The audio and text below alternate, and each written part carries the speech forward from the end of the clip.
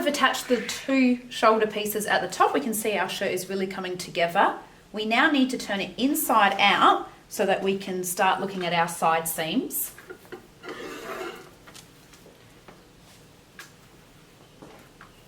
Now what we want to do is just the edge of the interfacing, lift this up on both sides because we're going to match these up together and put in a pin.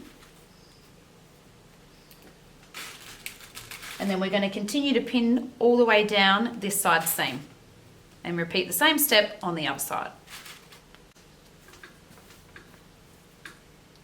Making sure that both edges line up as we continue down.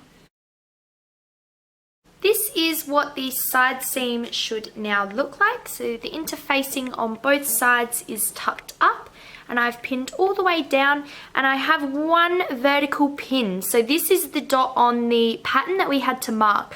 So this part of our shirt is actually going to be open at the bottom, okay? So we need to stop sewing here so that then we can finish off these corners later. So once you've done this and pinned it in place, you need to move over to the sewing machine, and at 1.5 centimeters, you need to sew from the top all the way down to this bottom dot on both sides of your shirt.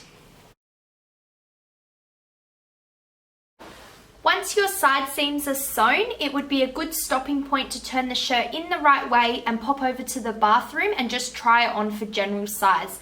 If you need to take it in a bit more, this is definitely the step to do that.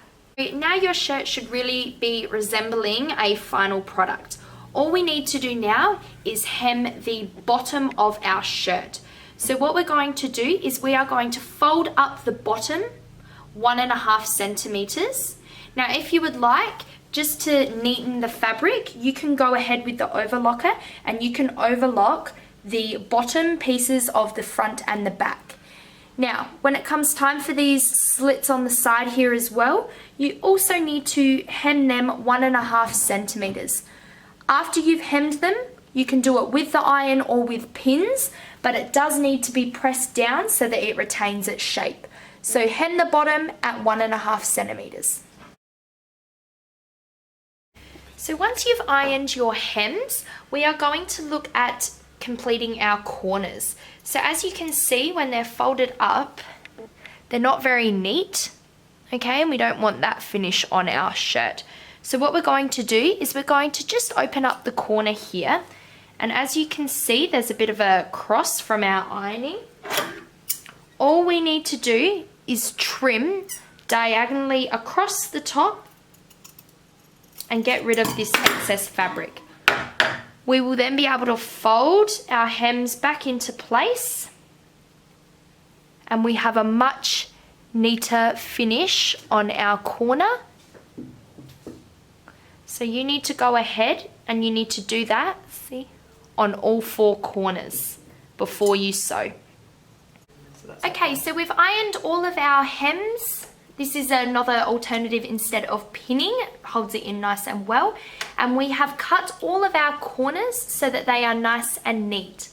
What we're going to do now is we are at the sewing machine and we are going to sew the hems up as well as these little slits on the side of our shirt here. So we're going to be sewing using a straight stitch, and we want to be sewing closest to the frayed edge so that we can hold that down as best as possible.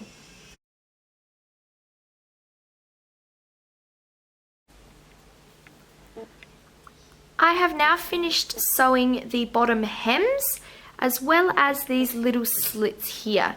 Now a nice way to finish them off is to stitch a box around them, okay? That'll stop, if this pulls a bit too much in like general wear, this will stop that up here. It also neatens it off and finishes it up quite nice.